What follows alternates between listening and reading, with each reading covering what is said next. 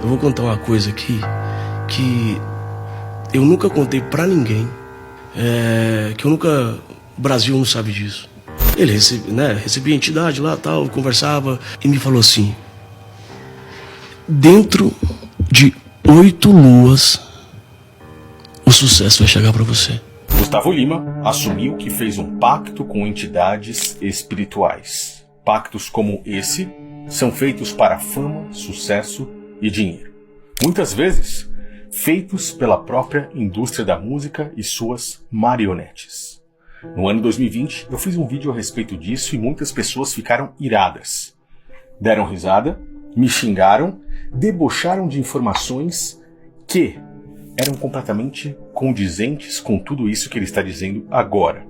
Essas pessoas preferiram adorar, idolatrar um outro homem, uma marionete da indústria da música, ao invés de observarem detalhes que claramente estavam mostrando uma adoração ao próprio Bafomé.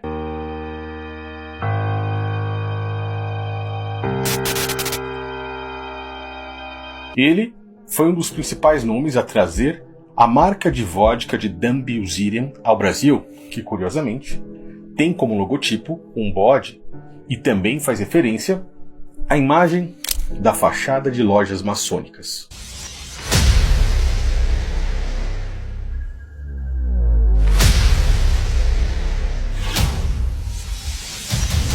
Tal fachada, que curiosamente é a mesma fachada de sua residência principal.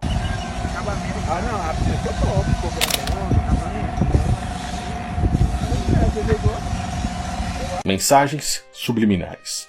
Algo que muitas pessoas não conseguem enxergar. Vamos assistir então o seu pronunciamento falando a respeito de como começou a fazer sucesso na sua carreira. Vou contar uma coisa aqui que eu nunca contei pra ninguém.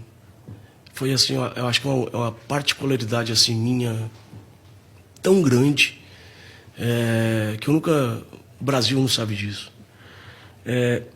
Quando eu fui passei esse tempo lá na casa do Adolfo. Você percebe que ele está pensando bastante para falar, né? Mas por que ele expôs isso aqui? Muitas das vezes, esses tais pactos precisam ser expostos por mandado da própria entidade. E ele vai fazer isso, assim como muitas outras marionetes que fazem os seus clipes musicais mostrando isso quase que descaradamente. Ele vai fazer isso de uma forma bem pensada. Para contextualizar o assunto, ele começa contando do início da sua carreira, quando ele estava passando fome, precisou trabalhar muito, conhecer algumas pessoas que o ajudaram e por aí vai, tá? Ele era espírita. E então toda semana ele recebia lá o pessoal, né? Toda terça-feira fazia aquela fila de gente lá na porta da casa dele. Eu era amigo do filho dele, que passei lá um tempo. Estamos falando aí de um centro espírita, pelo menos na versão que ele está contando. Muitas vezes, centro espírita é simplesmente uma máscara para esconder algo maior que está ali por trás. Eu jamais iria desmerecer o mérito de alguém, o trabalho pesado de alguém, o trabalho duro, o sucesso de alguém que conseguiu conquistar aquilo ali com suor, com garra, com força. Mas aqui ele mesmo está falando de algo que o envolveu no mundo espiritual. Não sou eu que estou dizendo, ele mesmo está falando a respeito de um local onde as terças-feiras eram feitos ali as reuniões ou os cultos, por exemplo. Tá? Quando eu fui passei esse tempo lá na casa do Adolfo, ele era espírita. E então toda semana ele recebia lá o pessoal, né? Toda terça-feira fazia aquela fila de gente lá na porta da casa dele. Eu era amigo do filho dele, que passei lá um tempo. E eu ficava lá no fundo, lá, no quartinho lá no fundo, lá, tinha uma piscina assim, a casa lá na frente. E eu católico, né? Sempre fui católico, acredito em Deus, acho que Deus... Perceba, começa dizendo que sempre foi católico, fazendo parte da religião universal. A palavra católica significa universal. Falar que é católico hoje, sendo brasileiro, é quase que uma moda.